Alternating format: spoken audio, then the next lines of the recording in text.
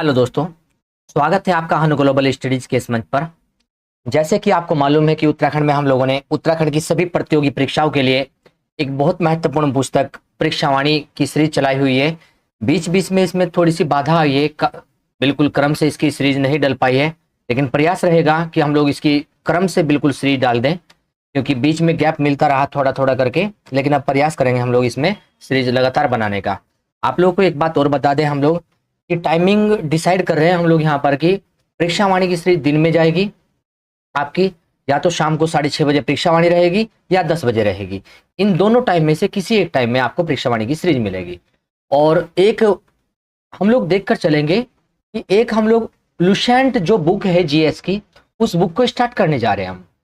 ये जीएस की जो बुक है, ये समझकर चलना, जो वनडे एग्जाम है, किसी भी एग्जाम की तैयारी कर रहा हो, चाहे यूपी में हो, चाहे उत्तराखंड में हो, चाहे सेंटर के लिए हो, वो इसकी तैयारी यदि कर रहा है वनडे एग्जाम की और उसे जीएस करनी है, तो ये समझ कर चलना कि जो लुसेंट बुक है जीएस में, वो उसके लिए रीढ़ की हड्डी का काम करेगी जीएस में जी।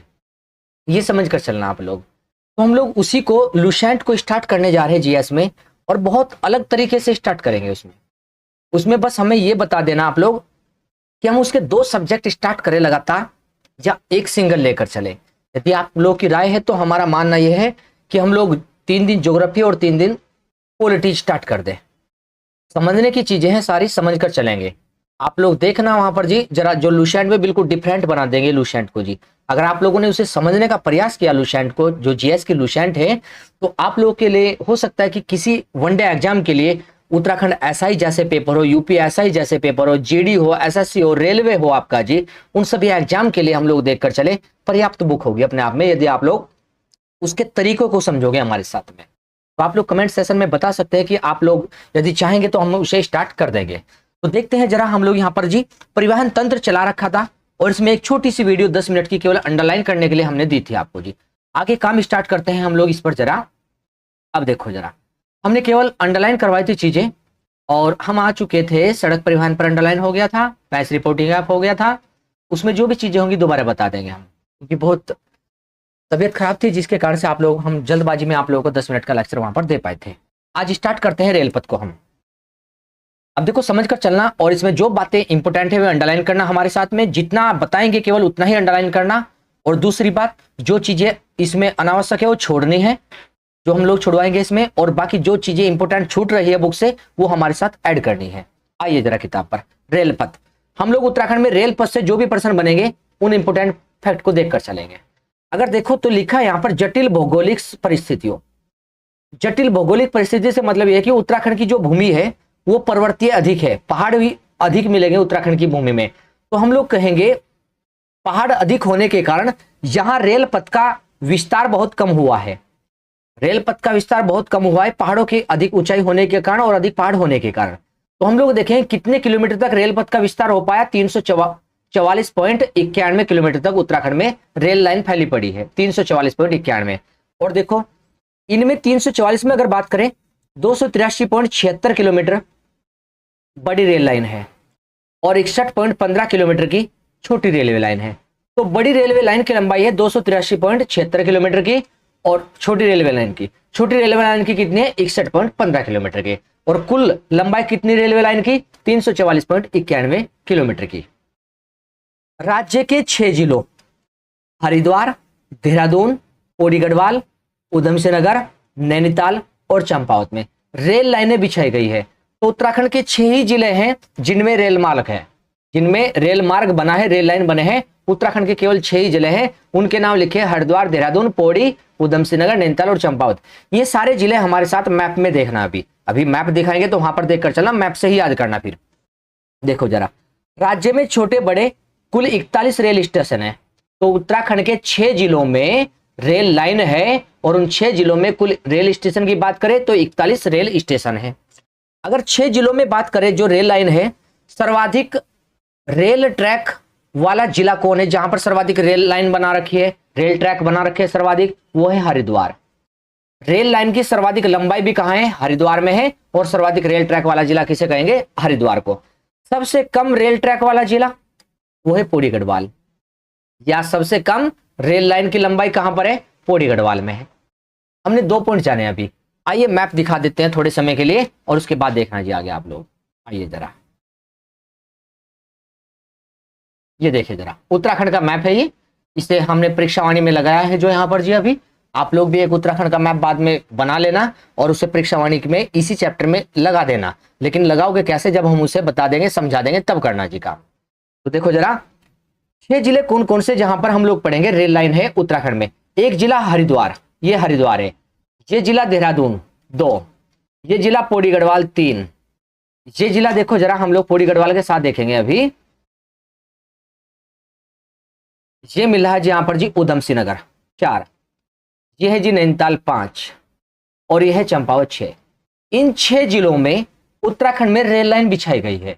और इन 6 जिलों में अगर बात करें सबसे ज्यादा ट्रैक की लंबाई कहां पर है, वो है यहाँ पर जी हरिद्वार में सर्वाधिक रेल लाइन की लंबाई। और सबसे कम कहां पर है, वो है पौड़ी गढ़वाल में यहाँ पर। तो सबसे अधिक लंबाई हरिद्वार में और सबसे कम पौड़ी गढ़वाल। 3 जिले देखो, हरिद्वार, देहरादून, पौड़ी गढ़वाल, ये 3 जिले गढ़वाल के हैं जहां पर रेल लाइन है। अब देखो कुमाऊं में देखो, उधम सिंह नगर, नैनीताल और चंपावत, ये यहां से देखे 3 जिले ये हैं जो हम लोग कहां पढ़कर चलेंगे, ये 3 जिले। इन 3 जिलों में हम लोग देखकर चलेंगे रेल लाइन बिछाई गई है। ये 3 जिले कुमाऊं के और उधर 3 जिले गढ़वाल के हैं जहां पर रेल लाइन उत्तराखंड में हमने ये दिखाया जी आपको जी मैप में जी। अब आगे चलिए जरा, आगे चलिए पॉइंटों पर, आइए वहीं पर जरा। अब यहां से प्रश्न देखो, एक प्रश्न बनता है 1 जनवरी 1896 अंडरलाइन करेंगे। 1 जनवरी 1896 को जो हरिद्वार में लक्सर जंक्शन है, हरिद्वार के लक्सर जंक्शन को हरिद्वार से कब जोड़ा, तो 1 जनवरी 1896 को लक्सर जंक्शन को हरिद्वार से जोड़ा गया रेल लाइन द्वारा। लक्सर जंक्शन को हरिद्वार से जोड़ा गया रेल लाइन के द्वारा 1 जनवरी 1896 को। उसके बाद देखो जरा, अब 1900 ईस्वी में हरिद्वार से देहरादून को जोड़ा है। तो 1900 में किसे जोड़ा है, हरिद्वार को देहरादून से। तो हरिद्वार देहरादून से कब जुड़ा है, 1900 में। 1900 में जुड़ा है हरिद्वार देहरादून से। और लक्सर जंक्शन हरिद्वार से कब जुड़ा है, 1 जनवरी 1896। लक्सर जंक्शन को 1 जनवरी 1896 में और हरिद्वार को देहरादून से 1900 में जोड़ा गया। अब एक बात और देखो, हरिद्वार देहरादून रेल मार्ग इंपोर्टेंट लाइन है। हरिद्वार देहरादून रेल मार्ग, कौन सा रेल मार्ग राजाजी नेशनल पार्क के मध्य से जाता है, प्रश्न ये है। हम लोग कहेंगे राजाजी नेशनल पार्क के मध्य से कौन सा रेल मार्ग जा रहा है, हम लोग नाम लेकर चलेंगे हरिद्वार देहरादून रेल मार्ग। राजाजी नेशनल पार्क के मध्य से होकर गुजरता है हरिद्वार देहरादून रेल मार्ग। अब देखो जरा आगे, जो इंपोर्टेंट है केवल वहीं से चलना हमारे साथ। आगे पॉइंट पर आओ, ध्यान देना जरा चीजों पर। सॉरी, देखो नजीबाबाद कहां है, बिजनौर जिले में। और बिजनौर जिला कहां है, उत्तर प्रदेश में। तो उत्तर प्रदेश के नजीबाबाद को पौड़ी गढ़वाल के कोटद्वार से, कोटद्वार कहां पर है, उत्तराखंड में। उत्तर प्रदेश के नजीबाबाद को पौड़ी गढ़वाल के कोटद्वार से कब जोड़ा गया है रेलवे लाइन के द्वारा, 1897 में। तो हम लोग कहेंगे नजीबाबाद को कोटद्वार से कब जोड़ा, 1897 में जोड़ा गया। अब बहुत महत्वपूर्ण पॉइंट बताने जा रहे हैं जी, एक ध्यान देना जरा, ये जो कोटद्वार के विषय में। अगर हम लोग यहाँ पर रेलवे स्टेशन की बात करें कोटद्वार में, कि कोटद्वार में रेलवे स्टेशन कब बना था, तो हम लोग लिख रहे हैं यहाँ पर जी कोटद्वार रेलवे स्टेशन। यह है रेलवे स्टेशन कोटद्वार में। तो कोटद्वार का रेलवे स्टेशन बना है 1890 में।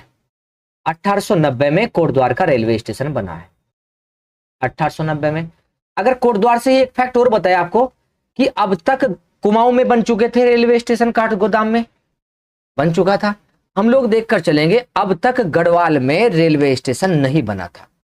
गढ़वाल का पहला रेलवे स्टेशन कौन सा है, तो हम लोग उसका नाम लिखेंगे कोटद्वार। इसे लिख सकते हैं गढ़वाल। गढ़वाल का पहला रेलवे स्टेशन, गढ़वाल का पहला रेलवे स्टेशन हम लोग लिख सकते हैं गढ़वाल का पहला रेलवे स्टेशन। गढ़वाल का पहला रेलवे स्टेशन किसे कहेंगे, उसका नाम है जी कोटद्वार, जो 1890 में बना था। और कोटद्वार में देखकर चलेंगे नजीबाबाद से कब जोड़ा गया इस रेलवे लाइन के द्वारा, तो 1897 में। आइए जरा आगे, अब एक प्रश्न और देखो, कारबेट पर्यटकों के लिए बहुत उपयोगी है। अब कौन उपयोगी है उसे जाने जरा। और यह पथ देखो, ये भी लिखा है, यह पथ कुमाऊं और गढ़वाल दोनों के लिए उपयोगी है। तो हमें दो बात देखनी पड़ रही है यहाँ पर कि कुमाऊं और गढ़वाल के लिए कौन सा रेलवे पथ है, या कार्बेट पर्यटक जिस रेलवे पथ के माध्यम से कार्बेट पार्क में पहुंचते हैं वो कौन सा रेलवे पथ है जो इंपोर्टेंट पड़ेगा कार्बेट पहुंचने के लिए।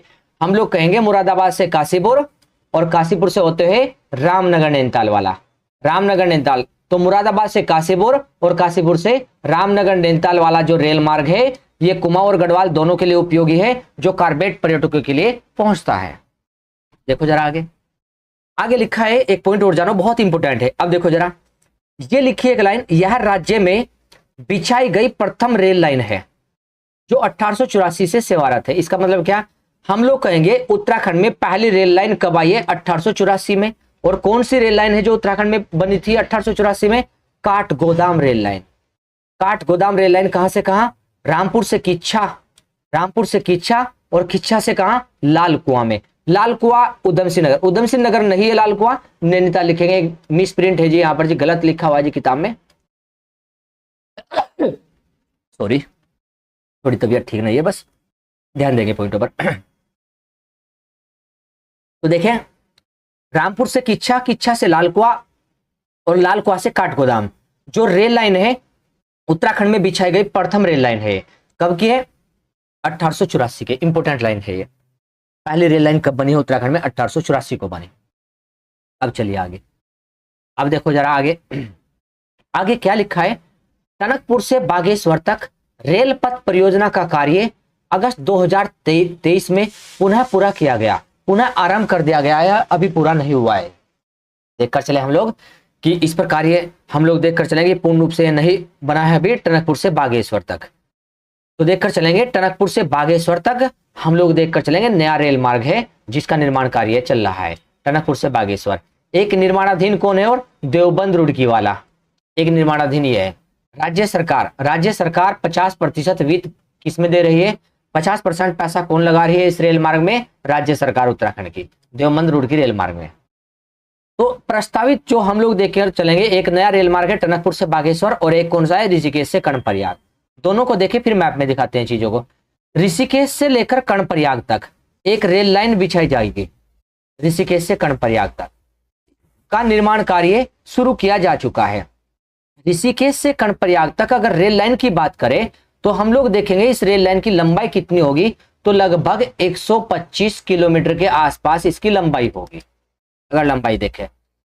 और देखो फिर कौन कौन से कितने जिलों से होकर ऋषिकेश कर्णप्रयाग रेल मार्ग जाएगा, कितने जिलों से हम लोग नाम लेकर चलेंगे, 4 जिलों से, 4 जिलों से ऋषिकेश कर्णप्रयाग मार्ग जाएगा, 4 जिलों से। अब ये 4 जिले कौन कौन से होंगे वो भी देखेंगे, 4 जिलों से।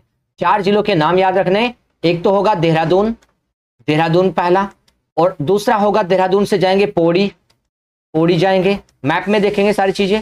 पौड़ी से जाएंगे रुद्रप्रयाग, रुद्रप्रयाग, पौड़ी से रुद्रप्रयाग, और रुद्रप्रयाग से कहां जाएंगे जी, चमोली।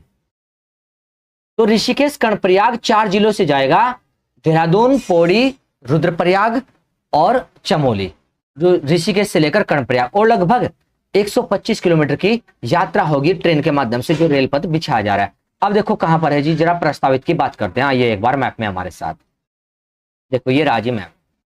अब देखिए जरा मैप में हमने जो बातें पढ़ रखी है,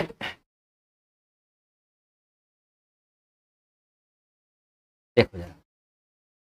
अब यहां पर जो पॉइंट लिखा है इसे समझना जरा। ऋषिकेश से कर्णप्रयाग तक रेल मार्ग हम लोग देखकर चलेंगे, यहां पर जाएगा। ये देखो देहरादून है, ये देहरादून है, यहां पर लगभग ऋषिकेश पड़ता है। जो अभी ऋषिकेश से कर्णप्रयाग तक 125 किलोमीटर रेल मार्ग की बात करें उसकी बात बता रहे जी हम। यहां से चलेगा पौड़ी गढ़वाल जाएगा, पौड़ी गढ़वाल से निकलता हुआ कहां जाएगा जी, रुद्रप्रयाग जिले में। रुद्रप्रयाग से होता हुआ कहां जाएगा जी, चमोली में। और चमोली में कर्णप्रयाग स्थान जाएगा, तो कर्णप्रयाग पर जाकर क्या होगा, ये रेल मार्ग रुक जाएगा। तो ऋषिकेश से कर्णप्रयाग तक लगभग कौन कौन से जिले पड़े हैं, देहरादून जिला 1, पौड़ी जिला 2 और रुद्रप्रयाग जिला 3 और 4 नंबर पर चमोली जिला 4, 4 जिलों से।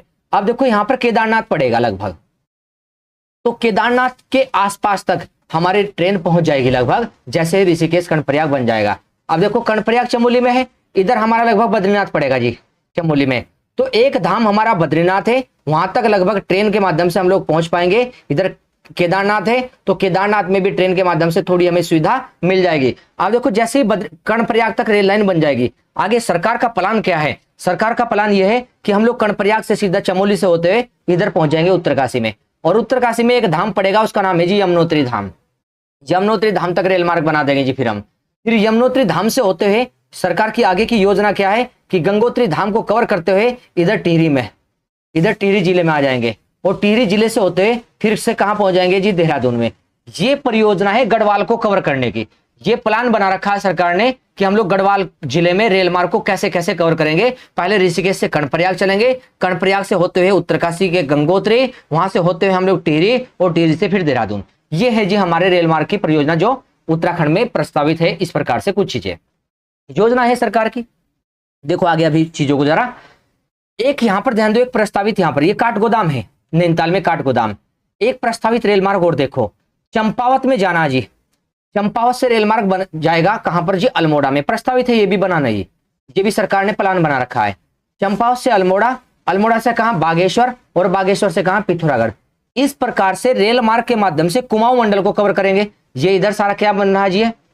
देखो जरा, हमने कहा ये एरिया जो है इधर हम लोग पढ़कर चलेंगे, ये वाला, ये सारा इधर का कुमाऊं मंडल और इधर का सारा गढ़वाल मंडल। तो कुमाऊं मंडल को कवर करने के लिए यहां पर एक रेल मार्ग जो काठगोदाम, चंपावत, अल्मोड़ा और बागेश्वर से होता हुआ पिथौरागढ़ में जाएगा, एक ये भी यहां पर प्रस्तावित है लगभग जी। तो ये इस प्रकार से कुमाऊं को कवर करेंगे। तो इस प्रकार से हम लोग जो प्रस्तावित रेल पथ है उनके विषय में बता रहे हैं आपको थोड़ा कि किस प्रकार से जाएगा ये रेल मार्ग। अब देखो आगे आते हैं वहीं पर अपने पॉइंटों पर। देखो जी रेल परिवहन, रेल परिवहन लिखा है, आगे पॉइंटों को जानते हैं। रेल परिवहन में जो पॉइंट है यहां पर देखो, काठगोदाम और कोटद्वार। काठगोदाम नैनीताल में पड़ता है और कोटद्वार कहां पड़ता है? पौड़ी गढ़वाल में। बड़ी रेल लाइनों के टर्मिनल स्टेशन है। अब टर्मिनल स्टेशन का मतलब क्या समझे कि हम लोग देखकर चलेंगे यहां पर जी, एक प्रकार से बड़ी रेलवे लाइन के रेल हेड बने हैं, अंतिम रेलवे स्टेशन है, हम लोग देखकर चले एक प्रकार से। काठगोदाम बड़ी रेलवे लाइन का नैनीताल की ओर को अंतिम रेलवे, पौड़ी गढ़वाल की ओर को कोटद्वार बड़ी रेलवे लाइन का अंतिम रेलवे स्टेशन, रेल हेड बना रखा है। तो हम लोग देखकर चले यहाँ पर कि काठगोदाम नैनीताल में, कोटद्वार पौड़ी गढ़वाल में बड़ी रेलवे लाइन के टर्मिनल स्टेशन। और चंपावत में कौन सा? टनकपुर। टनकपुर कहाँ है? चंपावत में। छोटी रेल लाइन का टर्मिनल स्टेशन है चंपावत में, टनकपुर। आइए जरा पॉइंट पर। अब एक पॉइंट और देखिए, मार्च 1900 में स्थापित देहरादून रेलवे स्टेशन उत्तराखंड में उत्तर रेलवे का सबसे आखिरी स्टेशन है। तो उत्तर रेलवे का सबसे आखिरी स्टेशन कौन सा है, हम लोग उसे देखकर चले, तो वो है देहरादून रेलवे स्टेशन। उत्तर रेलवे का सबसे आखिरी स्टेशन बना रखा है देहरादून में। और कब बना है? मार्च 1900 में स्थापित। मार्च 1900 में ट्रेन पहुंच गई थी जी यहाँ पर जी। अगर आपको ये बात बताएं हम लोग कि देहरादून रेलवे स्टेशन कब का है, तो देहरादून रेलवे स्टेशन 1899 का है लगभग जी, ध्यान देना। 1899 का देहरादून रेलवे स्टेशन है और मार्च 1900 में यहाँ पर ट्रेन पहुंच गई थी जी। उत्तर रेलवे का आखिरी स्टेशन है ये। और देहरादून रेलवे स्टेशन को देखो जरा, Dehradun railway station, Dehradun railway station के विषय में 2000 के मॉडल स्टेशन, साफ सफाई अच्छी यात्रा सुविधाएं प्रदान करने के कारण अन्य व्यवस्थाओं को देखते हुए सितंबर 2003 में आईएसओ का दर्जा प्रदान किया गया। तो किस रेलवे स्टेशन को उत्तराखंड में आईएसओ का दर्जा मिला साफ सफाई अच्छी यात्रा सुविधा देने के कारण? तो वो है जी देहरादून रेलवे स्टेशन। और यह दर्जा पाने वाला यह राज्य का पहला रेलवे स्टेशन है। तो आईएसओ का दर्जा पाने वाला उत्तराखंड का पहला रेलवे स्टेशन कौन सा है, तो वो क्या मिलेगा हमें, तो वो मिलेगा जी देहरादून रेलवे स्टेशन, आईएसओ का दर्जा पाने वाला पहला रेलवे स्टेशन है। अब देखकर चले जरा, देहरादून से देश के विभिन्न स्थानों के लिए संचालित होने वाली ट्रेनों में से एक ट्रेन जनशताब्दी एक्सप्रेस है। एक तो रेलवे स्टेशन को आईएसओ का दर्जा मिल गया, वो कौन सा जी, देहरादून रेलवे स्टेशन। और देखो एक कौन है जी जनशताब्दी एक्सप्रेस, को नवंबर 2004 में अंतरराष्ट्रीय गुणवत्ता प्रमाण पत्र आईएसओ का दर्जा मिला, 2001-2000 प्राप्त हुआ। तो एक जनशताब्दी एक्सप्रेस ट्रेन है और एक देहरादून रेलवे स्टेशन है, दोनों को अंतरराष्ट्रीय गुणवत्ता का प्रमाण पत्र मिला है अच्छी सुविधाओं के कारण। देखकर चलेंगे पॉइंटों को कि उत्तराखंड का पहला रेलवे स्टेशन जिसे आईएसओ का दर्जा मिला हुआ है तो वो है जी देहरादून। और कौन से ट्रेन को मिला हुआ है, ट्रेन है जनशताब्दी एक्सप्रेस 2004 में। हो गया पॉइंट ये। अब देखो जी एक पॉइंट नीचे लिखा है जी, नई बुक में दिया है, पुरानी में नहीं होगा तो ऐड कर लेना। उत्तराखंड की पहली वंदे भारत एक्सप्रेस एक ट्रेन है, उत्तराखंड की पहली वंदे भारत एक्सप्रेस ट्रेन तो देखिए जरा इसे, उत्तराखंड की पहली वंदे भारत एक्सप्रेस ट्रेन कब चली हो उत्तराखंड में, तो 25 मई 2023 अंडरलाइन करना, और नई किताब वाले अंडरलाइन करना, बाकी पुरानी किताब में नहीं तो नोट करना। 25 मई 2023 को उत्तराखंड की वंदे भारत एक्सप्रेस ट्रेन चली है उत्तराखंड में पहली बार। और कहां से कहां चली, तो राजधानी देहरादून से दिल्ली के आनंद विहार टर्मिनल के मध्य चली। अंडरलाइन करेंगे। कितने किलोमीटर की चली, 314 किलोमीटर की चली। यह उत्तराखंड की पहली और दिल्ली की छठी और पूरे भारत की 17वीं वंदे भारत ट्रेन है। उत्तराखंड की पहली और दिल्ली की छठी है। अब एक पर्सन यदि बताए आपको कि देश की पहली वंदे भारत ट्रेन कब चली, देश की पहली वंदे भारत ट्रेन अगर बात करें तो वो चली है 2019 को, 18 फरवरी 2019, 18 फरवरी 2019, 18 फरवरी 2019 को हम लोग देखकर चलेंगे देश की पहली वंदे भारत एक्सप्रेस ट्रेन चली। दिल्ली से वाराणसी के बीच चली। दिल्ली से हम लोग देखेंगे, दिल्ली से कहां पर, वाराणसी। भारत की पहली वंदे भारत दिल्ली से वाराणसी के बीच चली है, भारत की पहली वंदे भारत ट्रेन जो चली। हमने उत्तराखंड की में जानी है, पहली कब चली, 25 मई 2023। आइए जरा आगे। अब देखो रेलवे से संबंधित जो फैक्ट किताब में दिए थे वे हो चुके हैं यहां पर जी, और इसी से संबंधित कुछ बात और भी कर लेते हैं। एक पर्सन और भी है, देखो जरा, कहीं पर नोट करना होगा तो नोट कर सकते हैं। यहां पर हम लोग लिख रहे हैं, यहां पर जी, यहां लिख रहे हैं जरा, उत्तराखंड में पहली रेलगाड़ी कब चली, उत्तराखंड में पहली रेलगाड़ी कब चली, पहली रेलगाड़ी। अच्छा, उत्तराखंड में पहला रेलवे स्टेशन कौन सा था, ये पढ़ा था देखो आप लोगों ने 1884 में। कौन सा था, राज्य में बिछाई गई प्रथम रेल लाइन, काठगोदाम में पहली रेल लाइन बिछाई गई थी। तो हम लोग अब क्या पढ़ रहे हैं, वहां पर रेल लाइन बिछी थी, तो उत्तराखंड में पहली रेलगाड़ी कब चली, तो उसे लिख रहे हैं हम लोग 24 अप्रैल 1884 को उत्तराखंड में पहली रेलगाड़ी चली, और उसका नाम क्या था, अवध तिरहुत मेल रेलगाड़ी थी ये। और रेलगाड़ी वो है जिसमें यात्री सुविधा मिलती है, यात्री आते जाते हैं, उसे बोलते रेलगाड़ी। बाकी उत्तराखंड में अगर पूछे कि पहली मालगाड़ी कब चली, तो उत्तराखंड में मालगाड़ी वही है बोझा ढोने वाली। उत्तराखंड में पहली मालगाड़ी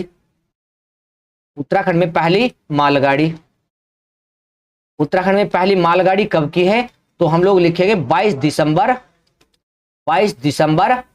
1851 को। 22 दिसंबर 1851 को जो चली है वो है मालगाड़ी। और कहां से कहां तक चली, रुड़की से पिरानकलियर के मध्य, रुड़की के पास में पड़ता है जी पिरानकलियर, रुड़की से पिरानकलियर, इसके मध्य उत्तराखंड की पहली मालगाड़ी चली, रुड़की से पिरानकलियर के मध्य। तो हमने पढ़ा कि उत्तराखंड की पहली ट्रेन कब की है, 24 अप्रैल 1884 की, और उत्तराखंड में पहली मालगाड़ी कब की है, 22 दिसंबर 1851, रुड़की से पिरानकलियर के मध्य। तो मालगाड़ी और रेलगाड़ी में अंतर समझकर चलना यदि प्रश्न उठे तो। देखे जरा जी, ये जो रुड़की से पिरानकलियर चल रही है, ऊपरी गंगा नहर की खुदाई चल रही थी, ऊपरी गंगा नहर की, और ऊपरी गंगा नहर में जो मिट्टी खुदान का कार्य चल रहा था वो किससे चल रहा था, यहाँ पर जी इसी ट्रेन से चल रहा था, मालगाड़ी से। यहाँ पर जो इंजन था उसका इंजन का नाम क्या था, अगर इंजन का नाम बताए मालगाड़ी में, तो इंजन का नाम देखे, इंजन का नाम था थॉमसन इंजन था, जो रुड़की से पिरानकलियर के मध्य चला हुआ था।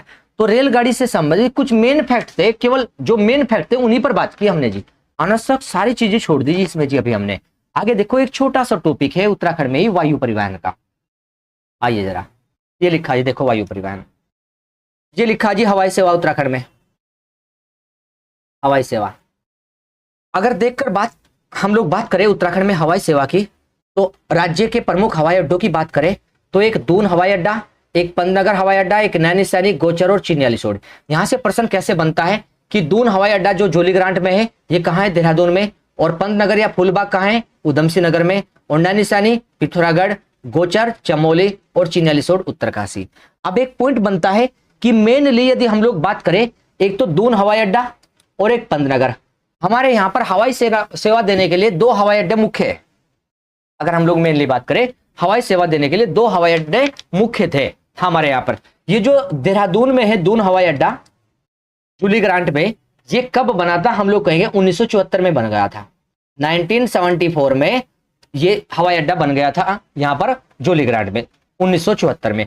यहां से यात्री सुविधाएं हम लोग देखकर चलते चल रही है, हवाई सेवा चल रही है। अब पंतनगर फूलबाग में भी हवाई सेवा चल रही है। जो पंतनगर, ये 2008 का है पंतनगर वाला, अगर बात करें 2008 मेनली तो इनसे ही काम चल रहा था हमारे यहाँ पर जी, पंतनगर वाले से और दून से। अब देखो जो नैनी सैनी गोचर और चिन्याली सोड है। अब आइए जरा एक बार मैप पर हमारे साथ आइए, अभी देखिए जरा, ध्यान दो जरा, इसे हटा देते हैं पहले हम, तो देखिए इन चीजों को।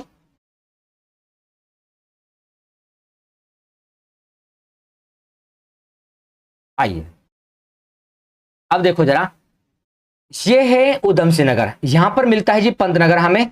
तो पंतनगर यहां पर था, यहां से काम चल जाता है हमारा उधम सिंह नगर में पंतनगर।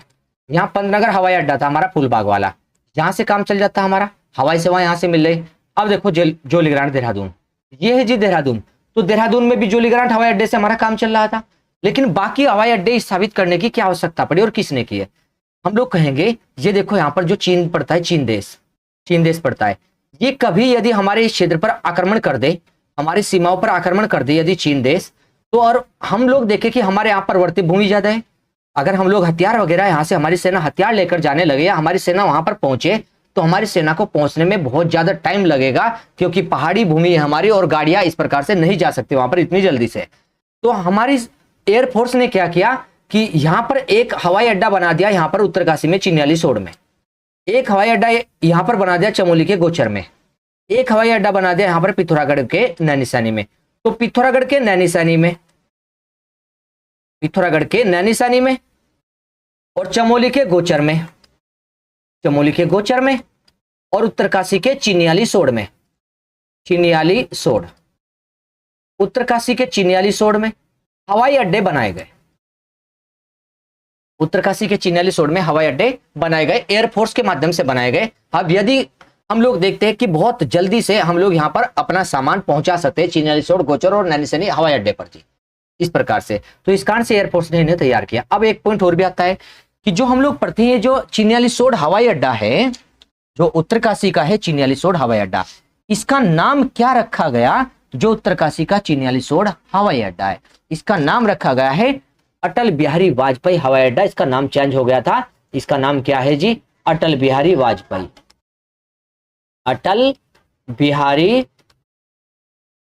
वाजपेयी हवाई अड्डा, अटल बिहारी वाजपेयी हवाई अड्डा, इसका नाम रखा गया। और देखो जरा एक पॉइंट और भी है, ये जोलीग्रांट वाला है यहाँ पर देहरादून में, देहरादून वाले का क्या नाम चेंज किया गया? इसका नाम रखा गया मां गंगा हवाई अड्डा। मां गंगा हवाई अड्डा कहाँ है? ये देहरादून में। मां गंगा हवाई अड्डा किसका नाम है? जोलीग्रांट वाले का नाम मां गंगा हवाई अड्डा रखा गया। तो ये हवाई अड्डे क्यों आए और कहां कहां पर, ये आपको बताए कौन से जिले में है। देखो जरा आगे भी हवाई अड्डों की बात चल रही थी। पांचों हवाई अड्डों में सबसे बड़ा रनवे किस हवाई अड्डे का बना हुआ है? वो पंतनगर वाले का। और सबसे छोटा रनवे किसका है? चिन्याली सोड का। रनवे वो है जिस पर एरोप्लेन आपका चलता है, वहां पर जी रुकता है आकर के, वो रनवे है, लंबी दूरी तक चलता रहता है तब जाकर के वो अपने वहां पर रुकता है जी, तो रनवे वो है। पंतनगर को कार्गो एयरपोर्ट के रूप में विकसित किया गया, कुछ सुविधाएं दे दी है अलग से जी कार्गो एयरपोर्ट के रूप में जी। आगे देखो जरा, यहां पर लिखा है नैनीसैनी एयरपोर्ट को अंडरलाइन करना केवल फैक्ट। ATR 72 टाइप के विमानों के परिचालन लायक बनाया गया। ATR 72 टाइप वाले जो विमान हैं वे भी यहां पर चल सकते हैं नैनीसैनी हवाई एयरपोर्ट पर जी, ATR 72 टाइप वाले विमान भी। एक पॉइंट और देखो, नैनीताल व कार्बेट पार्क आने वाले पर्यटकों हेतु बाजपुर उधम सिंह नगर में, वही पंतनगर के पास बाजपुर हवाई अड्डे में छोटे विमानों हेतु एक पोर्ट का निर्माण किया गया है, एक बंदरगाह बना है बाजपुर में छोटे विमान के लिए। अब एक पॉइंट देखो, सर्वप्रथम केदारनाथ के लिए हवाई सेवा कब आई? हेलीकॉप्टर सेवा 16 मई 2003। 16 मई 2003 को हेलीकॉप्टर सेवा आई है केदारनाथ में सबसे पहले। तो केदारनाथ के लिए सबसे पहले कहां पर पहुंची ये हवाई सेवा? कब पहुंची? 16 मई 2003। और किस कंपनी ने दी है? पवन हंस कंपनी ने दी है। आगे देखो एक पॉइंट और, वर्तमान में केंद्र सरकार ने उड़ान योजना चला रखी है। उड़ान योजना का एक लोगो है उड़े देश का आम नागरिक। उड़े देश का आम नागरिक यहाँ पर मतलब कम खर्च में हवाई सेवा ले सकते हैं उड़ान योजना के तहत। आम जनता भी इसमें हवाई सेवा ले सकती है कम खर्च में। कब से है उड़ान योजना? तो हम लोग कहेंगे 2017 से उड़ान योजना चला रखी है। उड़ान योजना के तहत वायु सेवा दी जाती है। आगे देखो, इन क्षेत्रों में चल रही है, लिखे यहाँ पर जी सारे, इन्हें इन क्षेत्रों में उड़ान योजना के तहत जा सकते हैं। अब देखो जरा, कुल हेलीपैड कितने बना रखे उत्तराखंड में? 51 हेलीपैड उत्तराखंड में बना रखे। ये केवल एक डाटा था, फैक्चुअल बातें जो समझने की थी हमने समझ ली है। ये कुछ फैक्चुअल डाटा था जो आपको हम लोगों ने दिया है। और इस प्रकार से नेक्स्ट क्लास में हम लोग देखकर चलेंगे, उत्तराखंड के परिवहन से संबंधित कुछ बातें और करेंगे, जिसमें हम लोग राजमार्ग वगैरह पढ़ेंगे, सड़कें पढ़ेंगे जी, वहां पर जी सड़कें पढ़ेंगे, कुछ फैक्ट रह गए हैं तो उन्हें भी कराएंगे। अभी टॉपिक समाप्त नहीं हुआ है, बहुत अच्छे तरीके से हम लोग इस टॉपिक को और एंड करेंगे जी। आगे आप लोग देखते रहना इसी प्रकार से। और आप लोगों को जहां पर भी कोई समस्या लगे पढ़ने में, जहां समझ ना आया, जैसे भी आज जो भी आपको लगा है वीडियो में, आप लोग कमेंट सेक्शन में छोड़ सकते हैं। जहां पर भी आप लोगों को लगता है कि हमें ये वीडियो में आगे और कुछ चाहिए या जिस प्रकार का परिवर्तन चाह रहे हो, तो आप लोग कमेंट सेक्शन में छोड़ देना। तो मिलते हैं नेक्स्ट क्लास में आप लोगों से। पढ़ते रहिए और ध्यान रखिए सभी लोग अपना। धन्यवाद।